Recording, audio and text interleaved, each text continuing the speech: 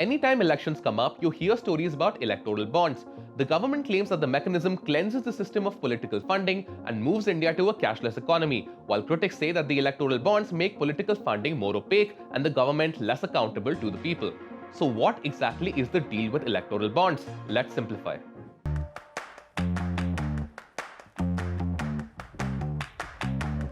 Part 1. What the government tells you about electoral bonds. So, what are electoral bonds? The question we first have to answer is, what is a bond?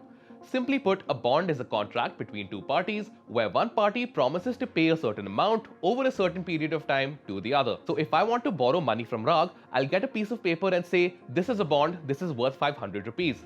Rag will then buy that piece of paper for the stated price, thereby lending me 500 rupees. Investment bonds have a maturity date, which means that at a certain date, I will have to pay Rag back. However, you also have bearer bonds. The word bearer implies that whoever holds this bond has the amount of money specified on it and no records of any transactions or previous owners are kept. So if Rag doesn't want anyone to know that he gave me the money, he'll go to the bank and buy a bearer bond worth 500 rupees. He will then give that bond to me in a transaction that does not have to be recorded anywhere, and voila, I now have 500 rupees and nobody knows where they came from. So now we know what bonds and bearer bonds are. But electoral bonds in India have some differences which the government claims will maintain accountability and transparency.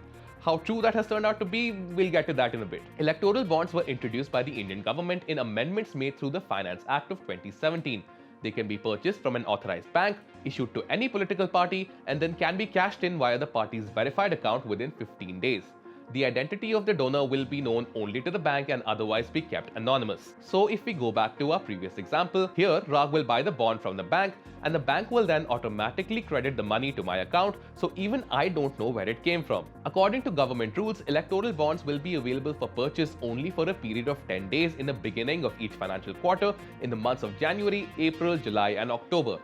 They can be bought for any value in multiples of some set amounts, the lowest being rupees 1000 and the highest being multiples of rupees 1 crore. The name of the donor, of course, will not be mentioned in the bond. Which begs the question, how is transparency maintained in a system like this? The centre says that bonds will be purchased only from the State Bank of India and can only be bought by a donor with a KYC compliant account. This is why we come to part 2, or what the government doesn't tell you about electoral bonds. The key critique of this mechanism is that for something that claims to make political funding more transparent, it only makes it more opaque, especially for the public.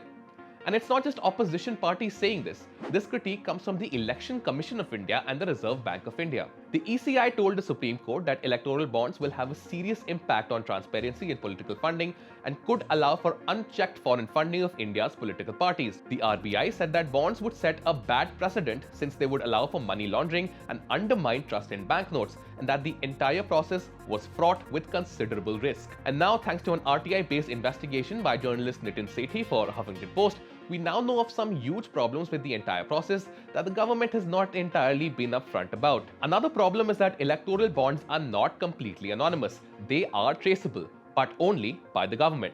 The mechanism is set up to provide anonymity, sure, but the bonds themselves, that is the physical piece of paper received from the state bank when buying them, carry a secret alphanumeric code which is visible under an ultraviolet light. The Huffington Post reports that the state bank does indeed track who bought the bonds and which party redeems them. This tracking system has been cleared by the Finance Ministry, and the rules allow the information to be given over to investigative agencies or the courts if necessary. So, electoral bonds are anonymous to you and me, or the general public of India, but the government can easily track who bought them and who they are being given to. In simple words, the government can find out who donated money to the opposition. And remember that thing about bonds only being available for 10-day windows 4 times a year? Yeah, so this rule has been broken by the government. The report in Huffington Post alleges that the Prime Minister's office ordered the Finance Ministry to open up a special illegal window ahead of the Karnataka elections last year. The government also then allowed a political party to redeem bonds despite not being deposited through the officially sanctioned window. When asked, the Finance Ministry told Huffington Post that all decisions were taken in good faith and in larger public interest.